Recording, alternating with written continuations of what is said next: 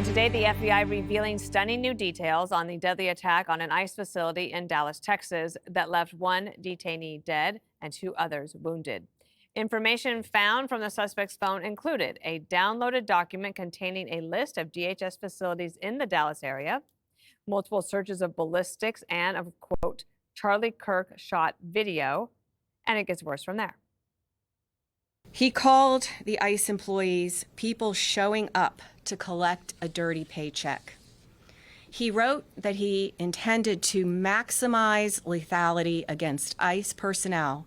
He hoped his actions would terrorize ICE employees and interfere with their work, which he called human trafficking. The shooter used the ICE tracking apps. It's no different than giving a hitman the location of their intended target. And the gunman also leaving a shell casing that read anti-ICE. But a former senior FBI official seems to think that the shooter was inspired by right-wing extremists.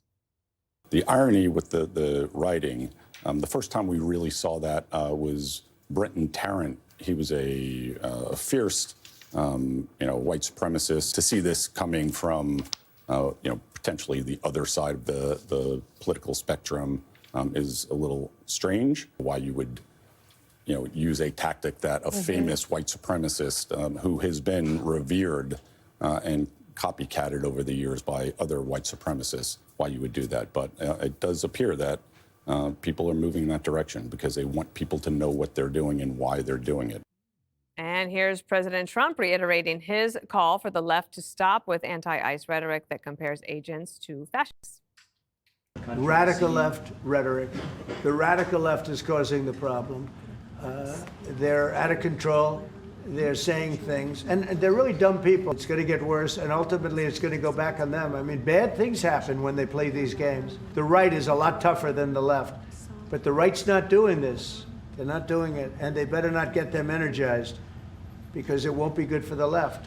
And I don't want to see that happen either. I'm the president of all the people.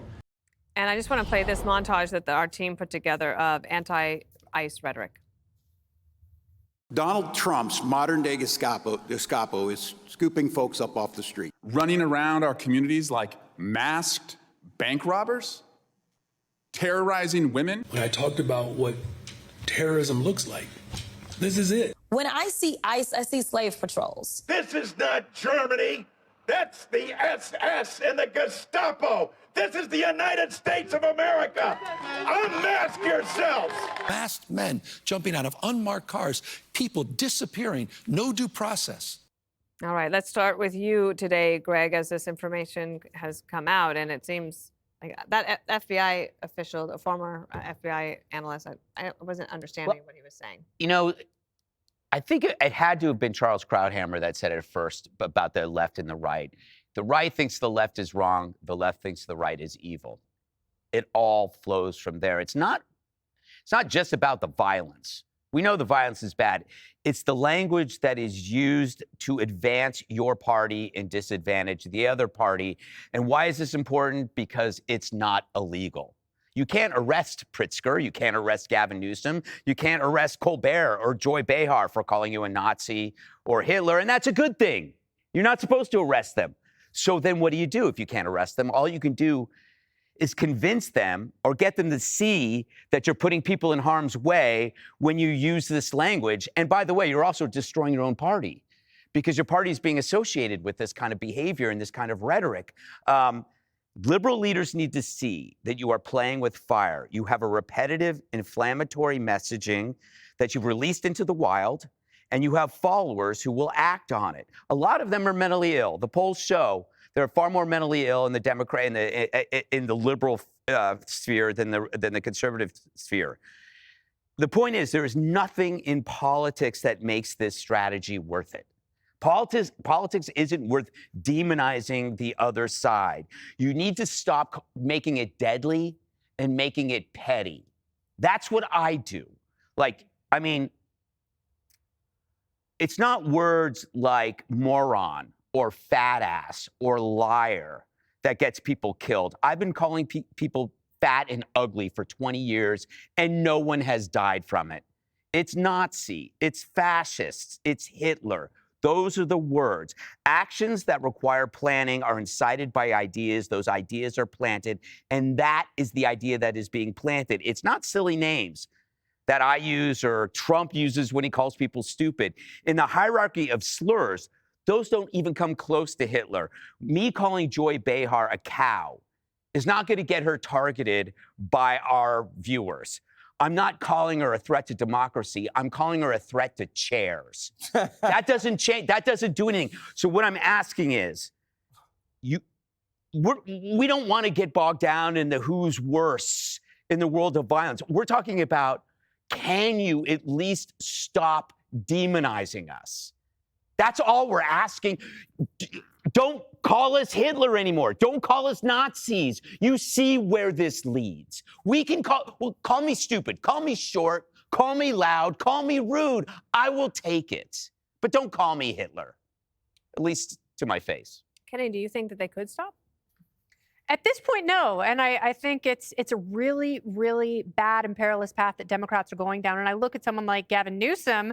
All you have to do is look at the coalition that President Trump put together for his second presidential victory in 2020. Just kidding. In 2024.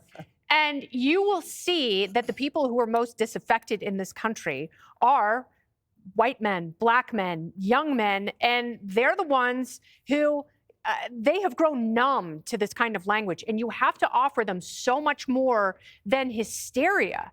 And, unfortunately, Gavin Newsom and other formerly rational mainstream Democrats have gotten completely addicted to fanning the flames and trying to stoke an emotional reaction with diminishing returns, because at some point that doesn't work anymore. And not only does it not work anymore, not only are you not appealing to the voters that are going to be completely necessary in order for you to achieve victory in 2028, you have made the political tenor and climate in this country so incredibly dangerous. We talked about this morning on your show, America's Newsroom, which airs 9 to 11 a.m. Weekdays. Monday through Friday. Yeah, that's right. Monday through Friday. Who's that guy you're with?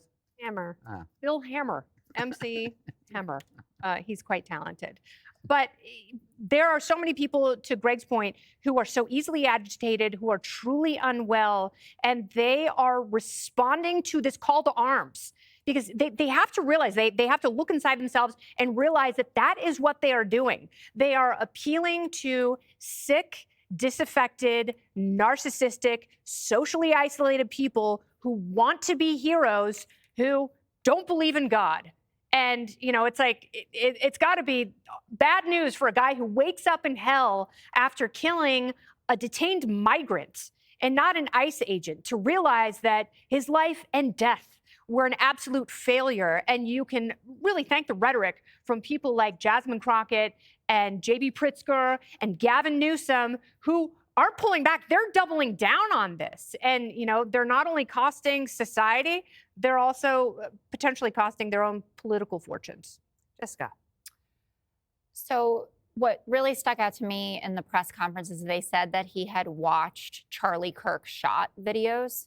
And we talk about that every time there's one of these shooters, and then the discussion, like, should you put his face on screen? And I understand Tyler Robinson is alive and he's going to go through his trial, so it's a little bit different than, publicizing someone who is no longer with us. But that means that we have our first case of an inspired shooting, right? So 2 weeks later, someone else has killed a person and injured 2 others. Seeking fame and trying to do the same thing that Tyler Robinson did. And that's really frightening, because that works like a ricochet, right? That people, especially these kids, don't seem to have a lot to live for. He went and blew his face off, right? So he clearly didn't have a lot to live for. He thought, I'll make sure that I'm, the front page of every paper and I'm the top of every newscast. And that really scares me. And I hadn't heard what Paul was talking about yesterday in terms of getting some sort of domestic terrorist law passed. I think that people on both sides of the aisle should absolutely be looking at that, because there have to be real penalties for this to make sure that everybody is prosecuted to the fullest extent of the law possible, and that you don't have to be downgrading charges to make sure that you can actually get a conviction. Donald Trump said something interesting in the Oval at the end, where he said, I'm the president for all of you. And whether it's deserved or not, and certainly do not want to get into the same discussion that I've had a couple times in the last few weeks because I value my mental health. Whether he likes it or not, tens of millions of Americans do not feel like he is their president and that he cares about them equally to those who voted for him.